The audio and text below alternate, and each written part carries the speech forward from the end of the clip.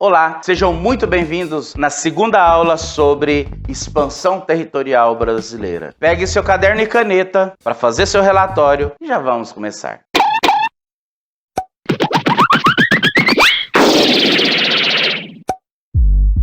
Na aula passada, falamos sobre a União Ibérica e sobre a pecuária. Hoje, na segunda aula, abordaremos a invasão dos holandeses do Brasil. Antes da União Ibérica, Portugal não ficava com o lucro da venda e fabricação do açúcar no Brasil. Vou te explicar melhor. Portugal é desse tamanho e Brasil desse aqui. Portugal, o mais pobre país da Europa, não tinha dinheiro para investir no Brasil. Imagina, uma suposição. Você ganha uma Ferrari e não dá conta de botar combustível para dar uns rolê na cidade. Pois é, aí é onde entra a Holanda. A Holanda financiava os engenhos e transporte do açúcar para a Europa. Portugal ganhava com os impostos pagos, pelos tráficos de escravos e pela venda que os holandeses faziam do açúcar. Holanda ficava com o lucro todo. Antes da Holanda ser independente, era colônia da Espanha. Holanda consegue liberdade e cria uma inimizade com a Espanha. Olha a treta. Durante a União Ibérica, o domínio do Brasil está nas mãos de quem? Da Espanha, que imediatamente expulsa os holandeses das terras brasileiras. O maior problema é que os espanhóis não conheciam do Brasil tanto quanto os holandeses. Holanda invade uma das capitanias mais prósperas da colônia, a capitania de Pernambuco, e ao mesmo tempo invade o porto de Angola, onde transporta a mão de obra escrava para a capitania de São Vicente. Por que contei toda essa história?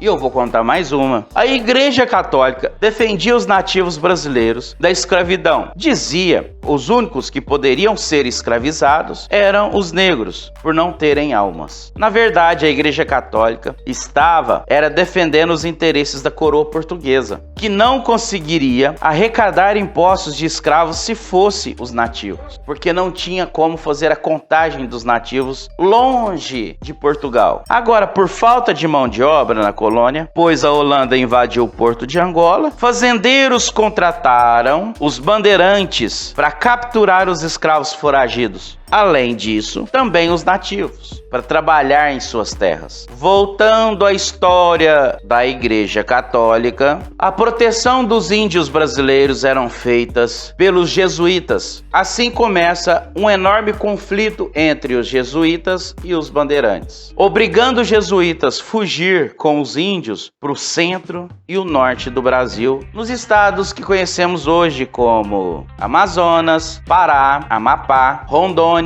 Roraima, Tocantins, Acre. Agora tenho certeza que todos estão romantizando os jesuítas, protetores dos índios. Expliquei um pouco sobre a verdadeira intenção da Igreja Católica com os reis portugueses. Sem contar que, se você retira a cultura de um povo, este povo fica sem identidade. Então, para você entender melhor quais eram as missões jesuíticas, deixo aqui. Para os brancos colonos, construir igrejas, rezar missas, organizar a sociedade cristã, promover batismos, casamentos e enterros. Para os índios, ou para os nativos brasileiros, ensino forçado da religião cristã, ensino forçado da língua portuguesa, o método de trabalho europeu, o ensinamento dado pelos jesuítas para os nativos, chega até a exportação das conhecidas drogas do sertão. Drogas do sertão é o cultivo do cacau, da pimenta do reino, do guaraná, açaí, entre outros produtos originários do centro e do norte do Brasil. Sempre os jesuítas incentivavam o trabalho dos índios com esta frase: cabeça vazia é oficina do diabo. E para não ficar com a cabeça vazia, obrigavam os índios a trabalharem. Claro, o lucro das exportações das drogas do sertão eram dos jesuítas e não dos índios, obviamente.